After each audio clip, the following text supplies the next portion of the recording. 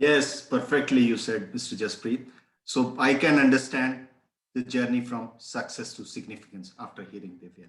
So moving further, we are having one more NLP coach, and her name is Shilpi Khandelwal. To say about Shilpi Khandelwal, she is the CEO of Tour de France Force, which is basically a soft skill and a behavioral training company. She has a 2 decades of rich experience, and she is a certified design thinking expert from Cube Glue, and she is a certified intensive coach from Franklin Covey, and she and her team has executed 350 outbound training. Wow, Shilpiji, wow. And she had trained nearly 10,000 others. And I had a little interaction with her in the morning. And I asked her about the profile of the other fellow mate, and she sent me immediately. So I can see how much committed she is. So, friends, she will be giving a talk on trust talk to lead a digital team. Over to you, Shilpiji. The stage is yours. Fantastic. So, welcome, my dear friends, and thank you so much, Mr. Rajiv and Mr. Jaspreet. You are doing an awesome show. I'm Shilpi Khandelwal, and today I talk upon trust talk on digital teams with digital teams. Now, we have had a lot of pandemic problems, we've had communication issues. 70% of our communication was earlier online, but now it's almost 100%. And isn't it time to step up and see what are the new ways to communicate? How do we want to really impact our team members, or what kind of influence we are giving to our team members? And so let me start my presentation because I have something to say, and that is thank you so much, Kushal Jain and WTD and Amplify platform for letting me share my views today. And I hope each and every audience here will understand exactly what we are looking for. And if you can take a couple of nuggets from this presentation and apply it, because that's the entire energy behind it, I would be most humbled, and I would request you, please do not just listen to it as if you're listening to a speaker. Okay, acha bola, kam acha bola, nahi bola. Let's not get into judgment, but I would request each one of you to take a pen and paper right now and jot down anything that really makes your thought process changed. Because in one of our team meeting, somebody said that it's not a huge transformation that we are trying. We are just trying to make that little change every time that brings the better impact. So let's get started with this session. Perfect. So this is the topic. All right. So let me talk about some facts about digital teams right now. I would like to put this, yeah.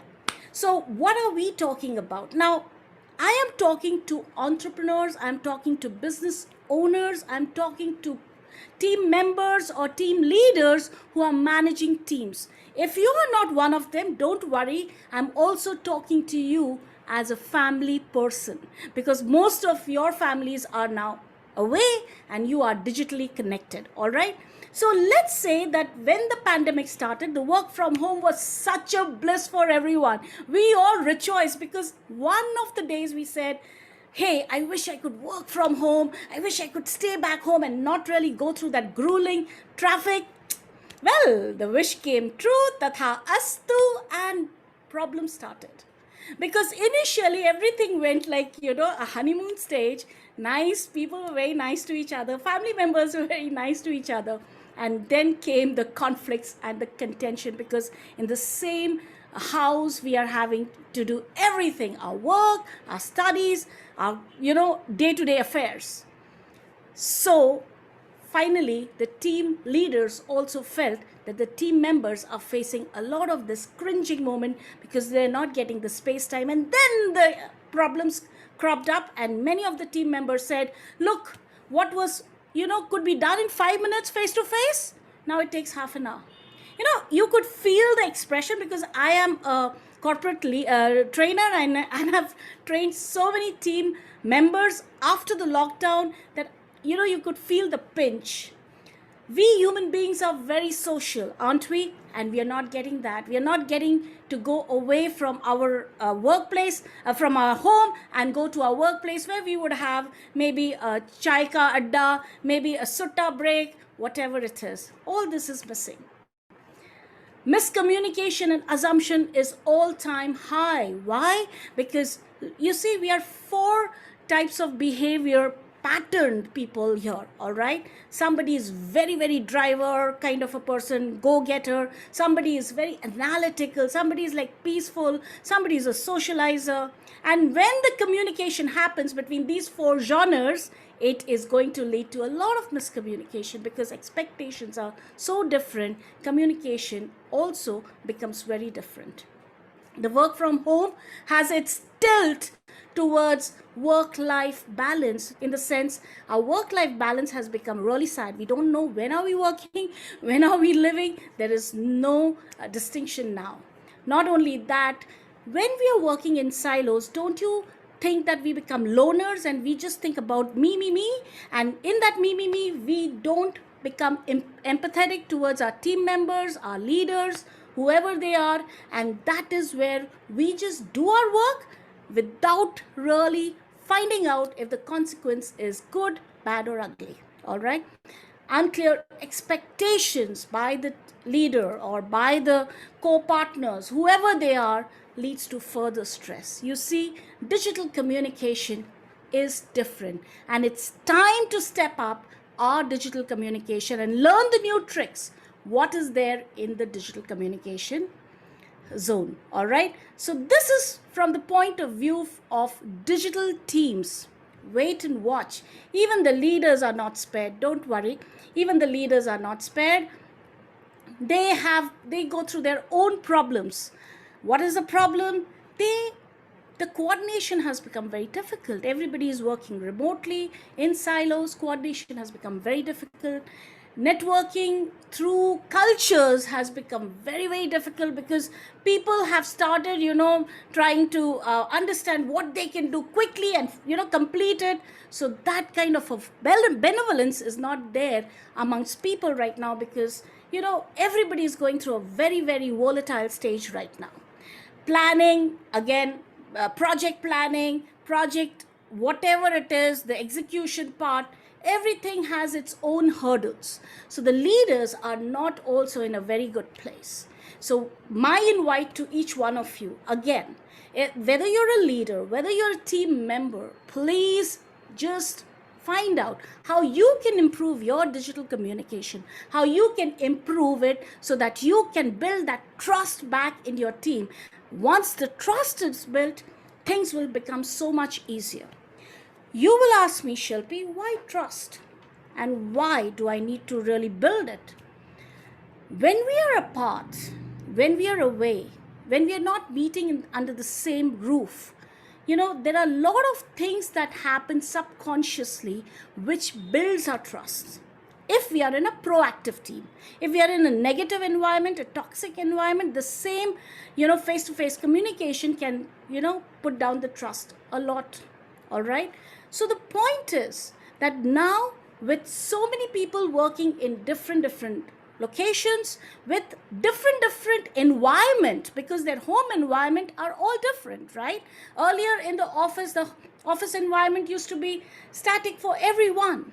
And so we need to build back that, look, I need you, and I really want your work. I want your health, and I want your well-being too. It's just not the work, okay? It's even the emotional quotient.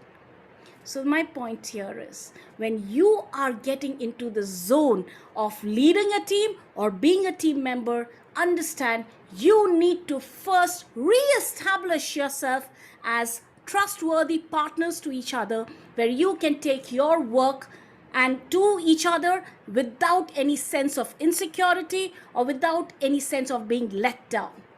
All right, so here we go. What is it that happens? And how do you think we can build that trust? Here comes your innovation, and that is called connectional intelligence. You know, in 1990s, emotional intelligence has its way up mark. People were talking about, being self-aware, having a great emotional impact, building relationship, and all so on and so forth. All right. But today's day and age, we have to become intelligent while connecting with each other. That means I should know why and what is the purpose, what is the intention, what would be the outcome, and how can I use my network, my resources, my people, and all the spokes of communication in such a way that there is a great connectional intelligence, and I use it innovatively. I use it in a way that people enjoy it, people see that their work is getting done through, and people settle down. Connectional intelligence, I'll give you an example. It's a normal day-to-day example, nothing to do with digital, but you will understand what I'm saying. There is one small boy. Right now we saw a 9-year-old Sharav Bhatia talking. Beautiful. Hats off to you, Sharav. Way to go. Here there is Tilak Mehta from Mumbai. All right. This child, he said that he wanted to, courier something very urgently to someone. So he went to the courier office and he said, look, I want to courier it. It should reach the same day. The courier people said not at all. It's a local courier, no doubt, but we cannot make it reach the same day. It'll reach the next day. This boy started thinking. He said, if there's something urgent, how will people really make things, get couriered? Now Dunzos are there, other things. I'm talking about Mumbai before Dunzo, all right?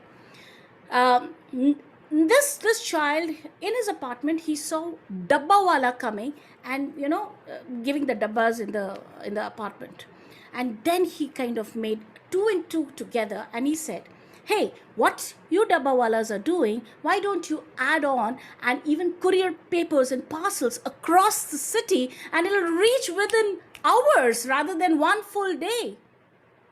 This is called connectional intelligence. There was a problem, and then he used his brain, he used the network, and he solves the problem.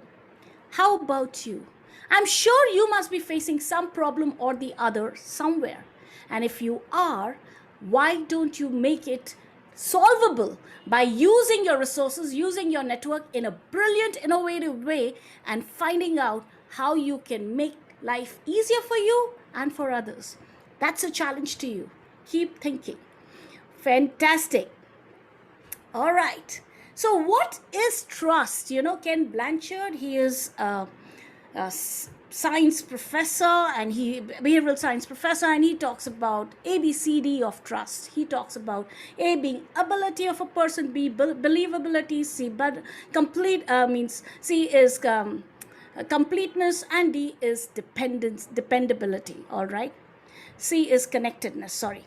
So I have come up with ABCD of our trust. How do we do it digitally? It's through adaptability, benevolence, complete communication with proactive intent, and dependencies once again.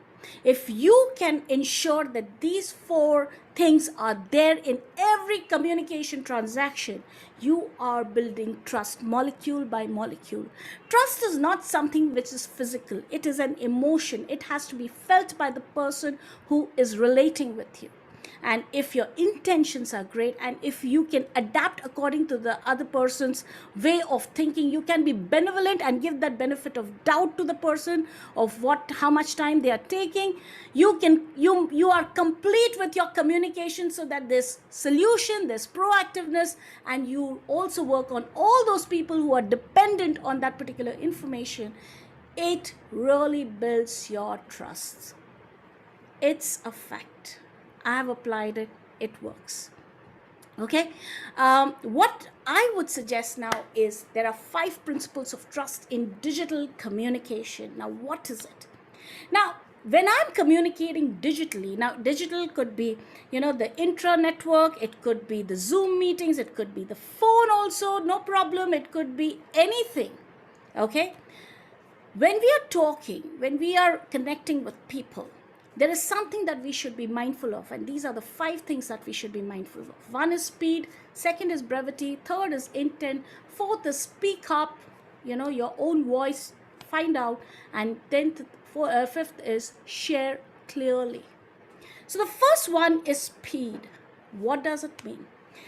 In digital arena, there is a beautiful button called the send button and a reply all button. All right, within nanoseconds, things can just go across. Okay, now this is where we have to become mindful. Digital communication is all about speed, but we cannot take speed onto our advantage. In fact, speed could become a disaster. So when you want to actually reply all, or you want to send important information to someone, think thrice. Is it really going to be impactful? Are those people where I've put all the reply all are going to be needed? Whatever it is, think twice and then go ahead. Not only that, make sure that it is brief. Make sure that your brief communication does not go for unclear communication. You have to have a complete communication. Brevity can be great, but brevity can be real disaster if you have incomplete. And if, like, giving you an example, what if you say, hey, let's go for a meeting, and you send this mail to someone, all right? Wait, the other person would wonder which meeting he's talking about. What is the agenda of the meeting? Blah, blah, blah, blah. You have made the communication very brief, but then it has made a lot of problems for the other person who's listening to it. What is the intent of your communication? Always remember that if your intent is clear, people will take it accordingly. If it is not, it's going to be a real tussle for people. Speak up. If you think there is an idea which you need to share, speak up. Find your voice. Do not just wait and stay back and say, I will do what the team says, then I'll become a victim of the team, and then I'll, self-pity myself. Don't get into that zone. Okay, it's not worth it. Go into the zone of being a victor, of being a complete, proactive person who takes decision, and very gently, very nicely tell people, look, I don't really agree to the team, a consensus, but this is my thought. Okay, so whatever it is, speak up. Doesn't matter. It will be shooed away. No worries. At least you have spoken. And share clearly whatever you want to share, whether it is an attachment, whether it is a link, share it. Do not wait for the second email to come and say, hey, where is the attachment? It's not there. Okay, so whatever you do, all the 5 principles, they really work on the trust, because people find your communication clear, purposeful, and has a great go-to factor where they can find out, hey, this really makes sense to me. Now, this is what I need. All right. So as long as you can be receiver-oriented in your communication, that's the time when you will actually make an impact. The more you are speaker-oriented, your point of view is, you are absolutely okay with it, that really doesn't make sense. All right. So be very, very careful on this. All right. So another thing that we need to be mindful of, that there are some people who are digital adapters and there are some people who are digital natives. All right. Digital adapters, I will just generalize it, are those people who are, the X generation, 60s and above, between 60s and 80s they were born, and digital natives are our millennials. All right, so they have different way of looking at digital communication altogether. All right, some of them in the adapters, they would love to take a phone off. They just don't like the emails. They just don't like anything that really is more digitally concerned. They are not the type. They hate Zoom meetings. All right, they would love to have a face-to-face meeting, which is not possible nowadays.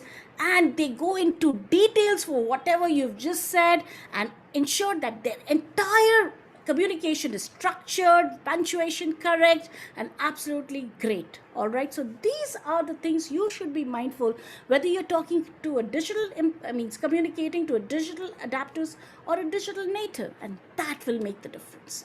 Not only that, you if you're talking to a digital native, now they have a different set, a different mindset. What is it? One, they are very quick at texting. They would love to text and say hi to a person who may be two cabins away. They don't want to walk and have a face-to-face hi. So they have a different mindset. Okay. They love emoticons. They love this lovely visual. They like to have exclamation marks as something that is pumped up, while digital adapters find exclamation mark extremely, extremely hurtful. All right. So just look at the mindset of these two people. One is the adapter, one is the native, how they work as far as communication is concerned. Digital natives are all global. They do not have so much of global, sensitivity problem, because the generation, the millennials, most of them belong to almost the same culture. But digital adapters really have to be mindful of the culture of that person they're communicating with. And always remember, they don't mind, natives don't mind sending everything across. They just don't have any problems, and that could be a problem once again, because when you have two different personas and you have to be mindful as to who you're communicating with, and you do it accordingly, you build trust.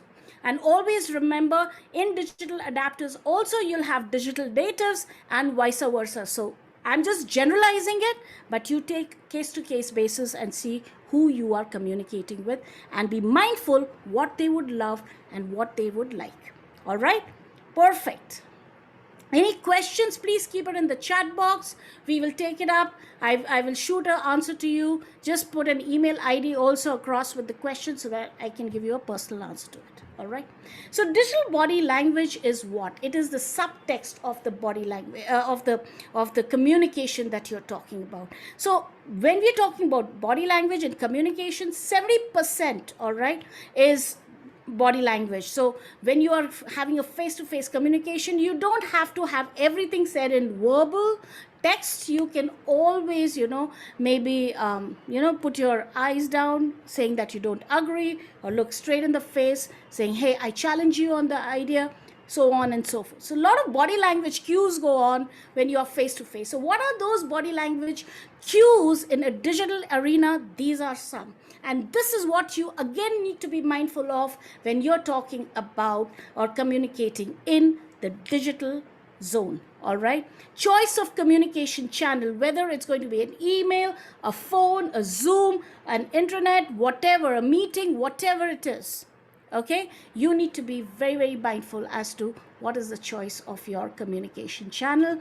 Again, the word choice is very important, whether you're talking to a native or an adapter. You need to be mindful, because the natives don't mind, if you kind of make emoticons and say, hey, I loved your idea, and 5 exclamation mark, but adapter would really find it very, very intriguing and say, hey, what is this? There must be something behind those exclamation mark, and that person will go behind and try to find that meaning and go away from the topic. All right, so be very careful of the word choice. Whether you are CCing somebody or BCCing somebody, which we should not do, forward, reply, all those things is a matter of exclusion or inclusion in your communication. So you need to be very, very careful as to what you are planning, what you are doing.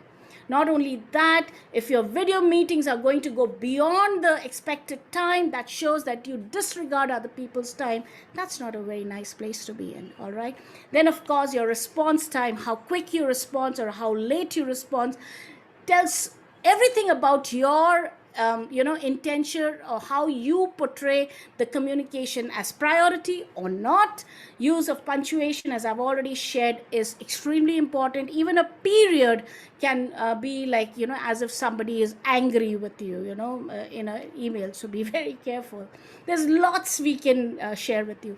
Use of images is important or not important is all up to you, who you are talking to and what is the purpose. And of course, the meeting times, extremely, extremely important that you be mindful. Plus, You know what is the agenda of the meeting, how many people have to be there, and not waste people's time, all right? And even post-meeting, it should be followed up with a proper MOM. And now that we're all isolated, we have to have a lot of these tools that will help us to come together as a team, and we can jot down all the project ideas, what is the whose work, who's taking the ownership, who is the owner of which type of product.